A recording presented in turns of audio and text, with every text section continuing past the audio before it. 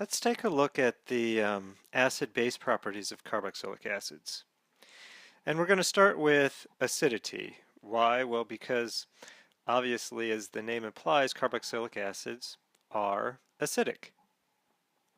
So, um, the reason for the acidity has to do with both inductive effect and resonance effect. And we're going to take a look at each one of these kind of separately to see, how each one of them affects the acidity of the hydrogen.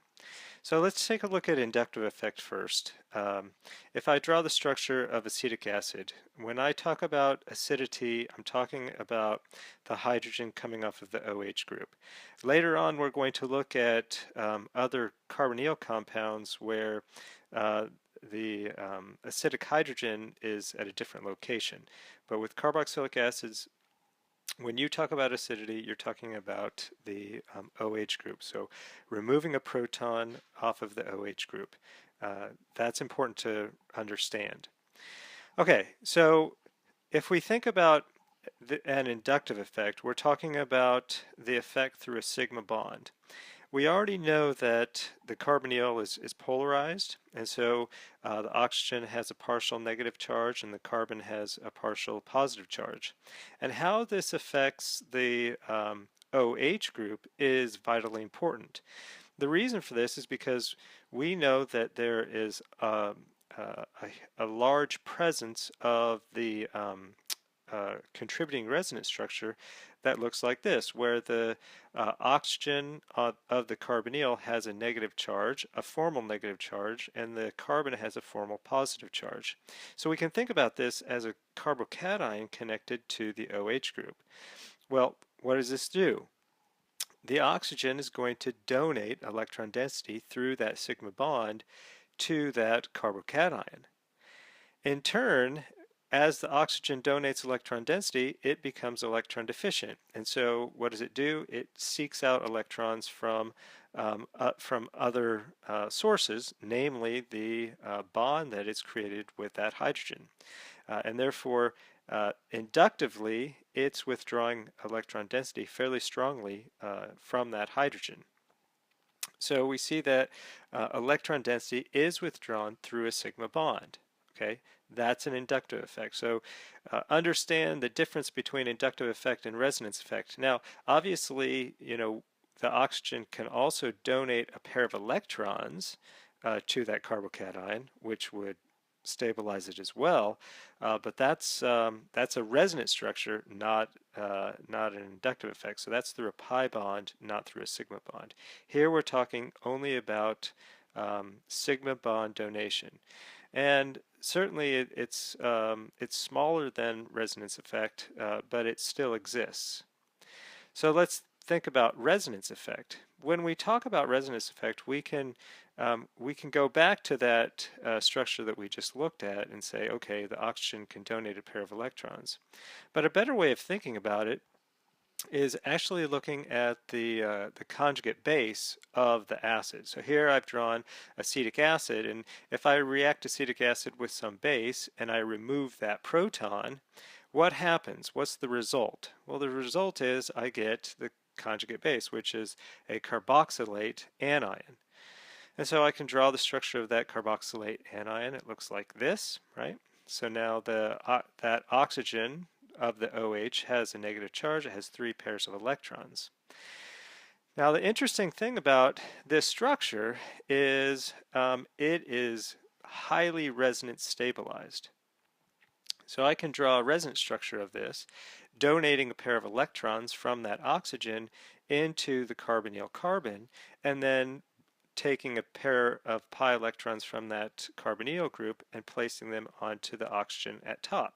And so we get something that looks like that. When we draw the resulting structure of that, it looks like this. Okay, so when I compare these two resonance contributors, what's the difference between them?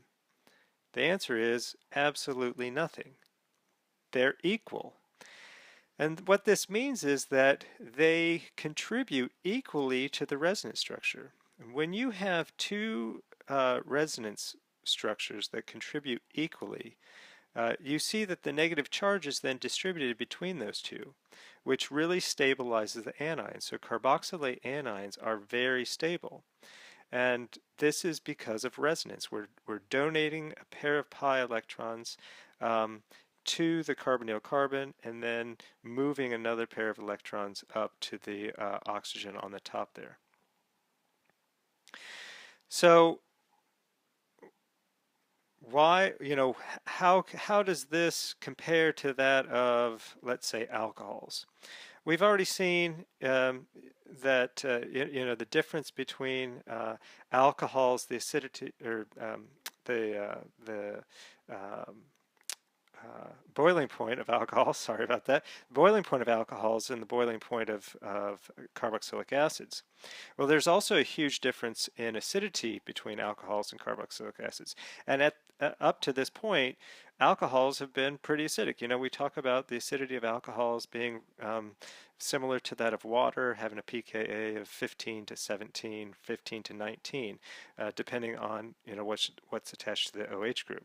And so we know we can deprotonate alcohols. But when you deprotonate an alcohol, what happens? Well, the result is you get an alkoxide. So we've talked numerous times about alkoxides, and while the oxygen can accept a negative charge because it's more electronegative than, let's say, a carbon, there is no resonance stabilization. So we see that our OHs are fairly acidic simply due to inductive effect.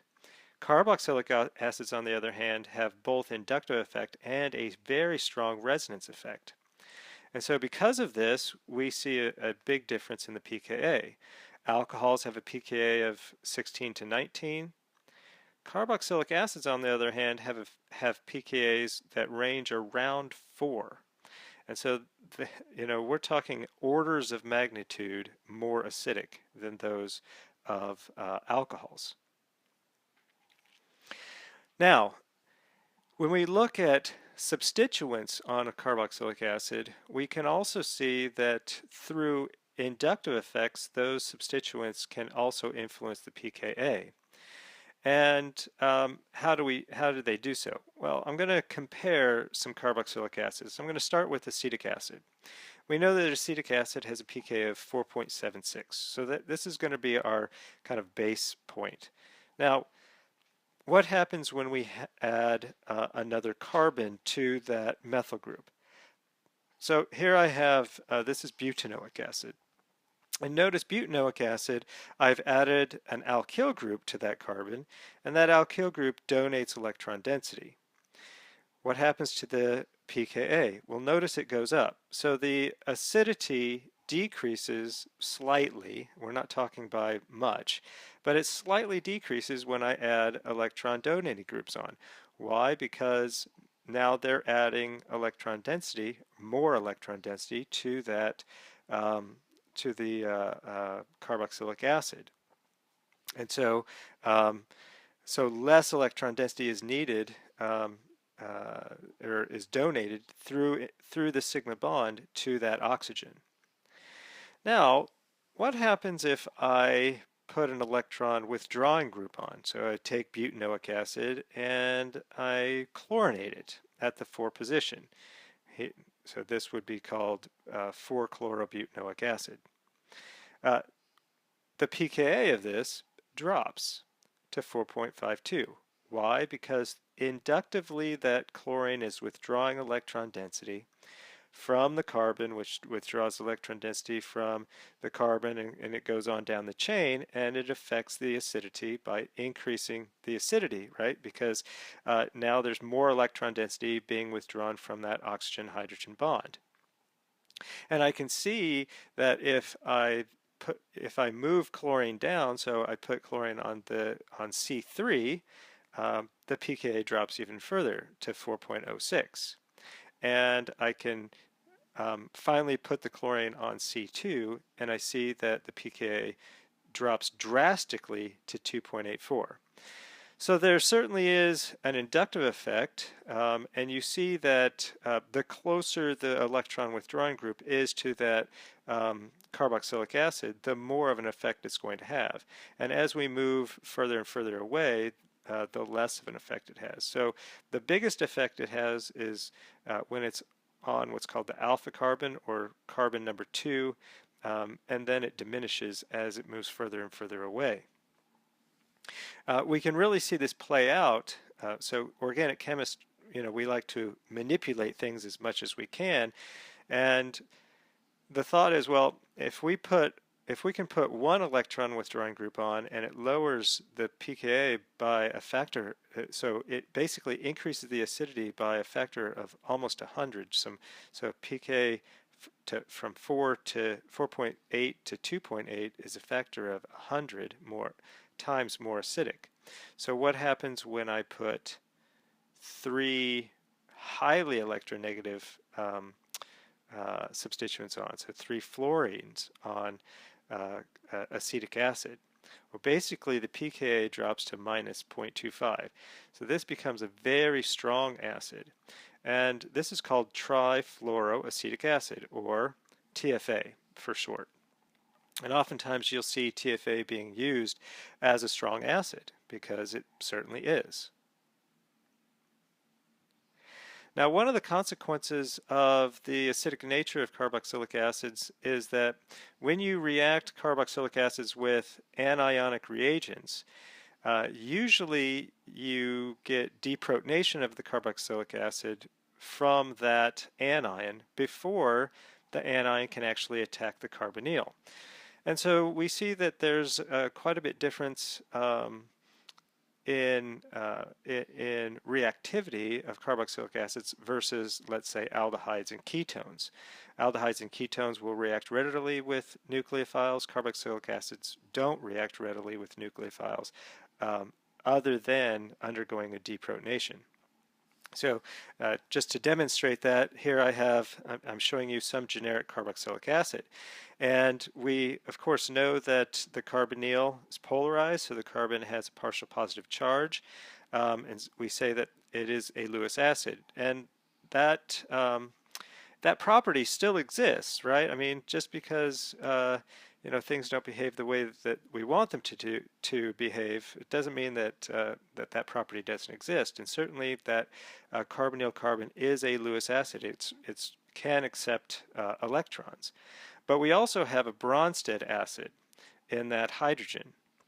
And so when I react a carboxylic acid with a negative anionic nucleophile, that nucleophile simply reacts and removes the proton to form my carboxylate, right, and H and U. So that process is very fast. And of course, the reason for that, the speed of that reaction, is because the conjugate base, the carboxylate, is stabilized through resonance. Now, it is possible that a nucleophile can then attack the Lewis acid aspect of a carboxylic acid, now the carboxylate, and this is a very slow process.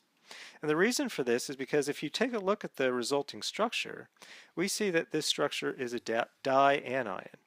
And most of the time, when you have such a negative charge built up on the molecule, it becomes very unstable. And we'll see cases when that we can kind of overcome that instability, but for the most part, this doesn't happen. All right, so we see that only when we react very strong nucleophiles to a carboxylic acid can we actually add in essence 2 equivalents. One of those nucleophiles is organolithium reagents. So if I take a carboxylic acid and I react it with an organolithium, the first thing that's going to happen is deprotonation. We know that organolithiums are very strong bases, and so we get deprotonation, and this results in the carboxylate, salt, plus we get RH, so an alkane that comes out of this. Now, we can take that carboxylate salt and react it with another equivalent of organolithium. So notice we need two equivalents of organolithium. And that, at this point now, the Lewis acid nature of the carboxylate comes out. The organolithium reagent will attack that carbonyl carbon, and we end up getting that dianion, adding an R group along the way, which we have seen previously. When we add water to this, we see that we form what's, if we take a look at the structure of this, you should be able to notice what functional group this is. This in particular is a geminal diol. And what did we learn about geminal diols when we were talking about aldehydes and ketones? Geminal diols are in equilibrium with their ketones.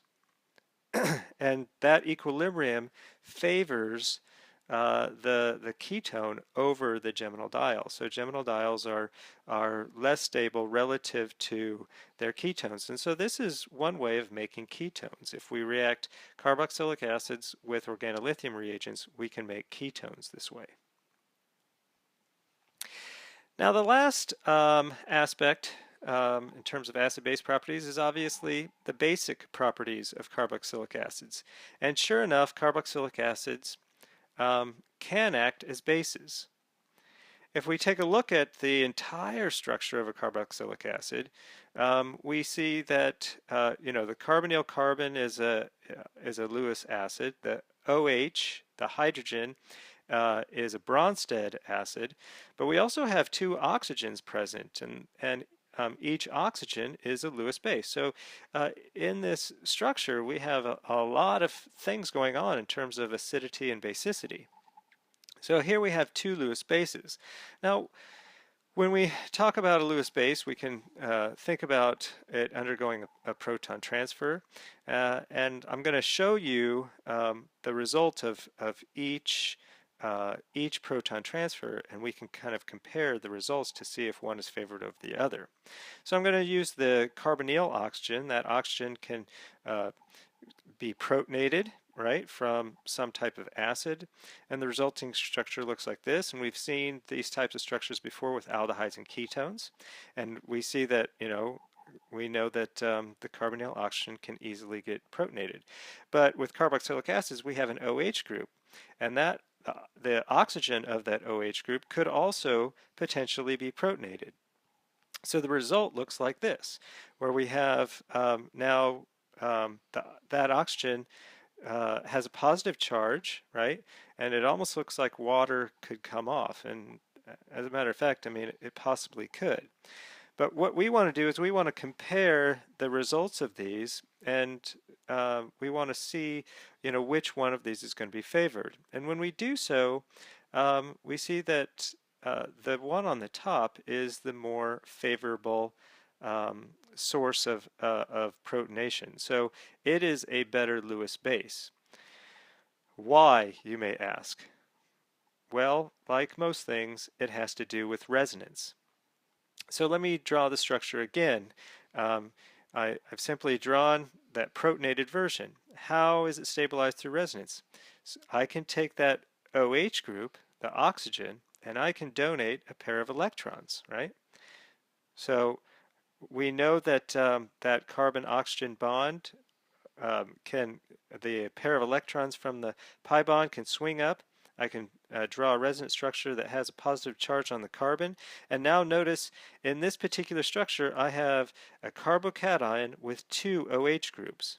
Obviously the oxygen on the top can then donate, and I get the structure on the left, but the oxygen on the right can also donate a pair of electrons, and I get the structure that is being shown on the right. And notice the structure on the far left and the structure on the far right are equivalent with one another. Conversely, if I take a look at if I protonate the OH group, there's a couple of things. Number one, we can't stabilize this structure through resonance, and so that's unfavorable relative to protonation of the carbonyl oxygen. But two, if we think about it, this is strongly destabilized by the carbonyl dipole, right? If I take a look at that carbonyl dipole, I know that carbon already has a partial positive charge. So I'm placing a positive charge on the oxygen next to a partial positive charge on the carbon. This is going to highly destabilize the protonation of that OH group. And so we never see it being protonated first. It's always the carbonyl oxygen that is behaving as the Lewis base. This is important to understand, and we'll see this throughout the rest of the chapter.